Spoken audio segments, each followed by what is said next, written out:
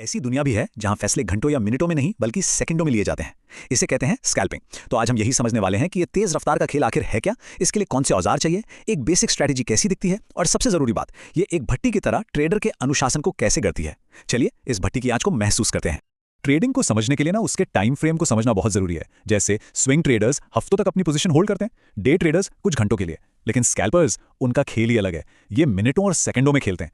एक ही दिन में सैकड़ों ट्रेड कर सकते हैं और हर ट्रेड से बस एक छोटा सा, बहुत छोटा सा प्रॉफिट निकालने की कोशिश करते हैं। और यही चीज इससे ट्रेडिंग का सबसे तेज और सबसे ज्यादा डिमांडिंग फॉर्मेट बनाती है। और यही आइडिया आज के हमारे विश्लेषण की जड़ है। स्कैल्पिंग सिर्फ पैसे बनाने की एक तकनीक नहीं है, ये एक हाई प्रेशर ट्रेनिंग ग्राउंड है। एक ऐसी भट्टी जो एक ट्रेडर के अंदर वो अनुशासन पैदा करती है जो ट्रेडिंग के हर दूसरे तरीके में काम आता है। तो स्कैल्पिंग असल में है क्या? सीधी भाषा में ये एक ऐसी ट्रेडिंग स्टाइल है जहां लक्ष्य किसी एक ट्रेड से जैकपॉट मारना नहीं है, नहीं, बल्कि एक ही दिन में दर्जनों या सैकड़ों छोटे छोटे ट्रेड करके छोटे छोटे मुनाफे इकट्ठा करना है। समझिए कि ये बड़ी मछली का शिकार नहीं, बल्कि लगातार छोटी छोटी मछलियां पकड़ने का खेल है। अच्छा, तो इस तेज रफ्तार अखाड़े में उतरना है तो सही औजारों का होना तो जरूरी है ना? तो चलिए देखते हैं कि एक स्कैल्पर की टूलकिट में क्या क्या होना ही चाहिए। इनके बिना इस खेल में टिकना लगभग नामुमकिन है। देखिए, एक स्कैल्पर की कामयाबी सिर्फ इस पर डिपेंड नहीं करती कि वो क्या ट्रेड कर रहे हैं, बल्कि इस पर भी कि वो कब ट्रेड कर रहे हैं। उन्हें ऐसे बाजारों की जरूरत होती है जहां खरीदार और बेचने वाले हर सेकंड मौजूद हों, मतलब लिक्विडिटी हाई हो, जहां खरीदने और बेचने की कीमत, जिसे स्प्रेड कहते हैं, वो बहुत ही कम हो। इसीलिए समझदारी इसी में है कि मार्केट के सबसे व्यस्त घंटों में ट्रेड किया जाए। ये हैं एक स्कैल्पर के मुख्य हथियार। मूविंग एवरेज हमें मार्केट का ट्रेंड बताते हैं कि बाजार ऊपर जा रहा है या नीचे।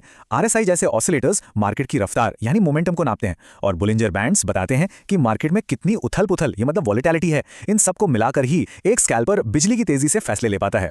यहाँ एक बात साफ समझनी होगी, कोई भी एक इंडिकेटर कोई जादू की छड़ी नहीं है। जो प्रोफेशनल ट्रेडर्स होते हैं ना, वो कभी एक सिग्नल पर दांव नहीं लगाते। वो हमेशा इंतजार करते हैं कि कम से कम 2 या 3 अलग अलग इंडिकेटर से एक ही इशारा मिले। यही चीज तुक्केबाजी को एक सोची समझी स्ट्रैटेजी से अलग करती है। चलिए, बहुत थ्योरी हो गई, अब थोड़ा एक्शन में आते हैं और एक ऐसी बेसिक स्कैल्पिंग स्ट्रैटेजी को देखते हैं जिसे कोई भी शुरुआती ट्रेडर आसानी से समझ सकता है और लागू कर सकता है। इस स्ट्रैटेजी का नाम है मूविंग एवरेज रिबन स्ट्रैटेजी। कल्पना कीजिए कि आपके चार्ट पर 3 लाइनें हैं, एक तेज, एक मीडियम और एक धीमी। जब ये तीनों लाइनें एक साथ एक ही दिशा में फैलने लगती हैं तो ये एक मजबूत ट्रेंड का बहुत साफ सिग्नल है। जैसे ही कीमत थोड़ी देर के लिए सबसे तेज वाली लाइन के पास वापस आती है, बस वही आपका एंट्री का मौका है। और जब ये लाइनें आपस में सिकुड़ने लगें या एक दूसरे को काट दें तो समझ लीजिए कि ट्रेंड कमजोर पड़ रहा है और ट्रेड से बाहर निकलने का टाइम आ गया है। यह समझना बहुत जरूरी है कि स्कैल्पिंग कोई शतरंज का खेल नहीं है, ये एक F1 रेस है। यहां बैठकर सोचने का टाइम नहीं होता।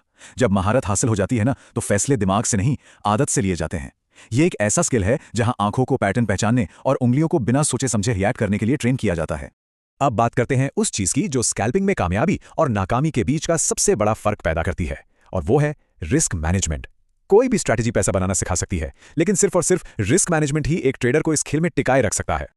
स्कैल्पिंग की एक कड़वी सच्चाई है, प्रॉफिट मार्जिन बहुत बहुत पतला होता है। मान लीजिए एक ट्रेड में स्क्रीन पर $12 का प्रॉफिट दिख रहा है, वाह, लेकिन जैसे ही उसमें स्प्रेड और स्लिपेज जैसी छोटी छोटी लागतें जुड़ती हैं, पता चलता है कि हाथ में तो सिर्फ $6 ही आए। इससे अंदाजा लगता है कि हर छोटी से छोटी कॉस्ट पर कंट्रोल रखना कितना ज्यादा जरूरी है।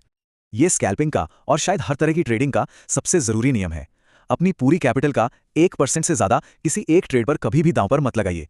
यह नियम पक्का करता है कि कोई एक गलत ट्रेड आपके पूरे अकाउंट को साफ ना कर दे। यह आपका सेफ्टी कवच है, इसे कभी मत उतारिए। यह एक बहुत बड़ा मेंटल शिफ्ट है जो कामयाब ट्रेडर्स को बाकियों से अलग करता है। एक स्टॉप लॉस को अपनी गलती की तरह नहीं देखना चाहिए, नहीं, ये तो मार्केट में काम करने की लागत है, एक सोचा समझा बिजनेस का खर्चा।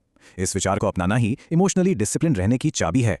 किसी भी स्ट्रैटेजी या टूल से भी ऊपर जो आखिरी लड़ाई है वो ट्रेडर के अपने दिमाग में जीती या हारी जाती है।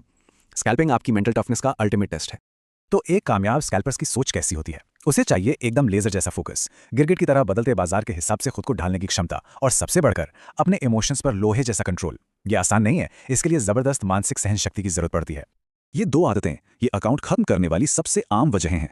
ओवर ट्रेडिंग तब होती है जब कोई बेसब्र होकर बिना किसी अच्छे सेटअप के ही ट्रेड करने लगता है, और रिवेंज ट्रेडिंग, जो शायद और भी ज्यादा खतरनाक है, वो तब होती है जब कोई अपना नुकसान पूरा करने के चक्कर में तुरंत एक और बड़ा रिस्की ट्रेड ले लेता है। ये दोनों ही बर्बादी का रास्ता है। तो सवाल यह है कि इस मुश्किल रास्ते पर सुरक्षित तरीके से चला कैसे जाए? 3 कदम है। पहला, असली पैसा लगाने से पहले एक सिमुलेटर पर जमकर प्रैक्टिस करें। दूसरा, अपने हर ट्रेड का हिसाब किताब रखने के लिए एक ट्रेडिंग जर्नल बनाएं। और तीसरा, बाजार से लगातार सीखते रहें और अपनी स्ट्रैटेजी को बेहतर बनाते रहें। और आखिर में हम उसी मूल सवाल पर वापस आते हैं। देखिए, कोई भी इंसान एक स्ट्रैटेजी सीख सकता है, किताबें पढ़ सकता है, इंडिकेटर्स को समझ सकता है, लेकिन क्या उस प्रेशर को झेलने और लोहे जैसा अनुशासन घड़ने की मानसिक ताकत है जो स्कैल्पिंग मांगती है? असली सवाल यही है।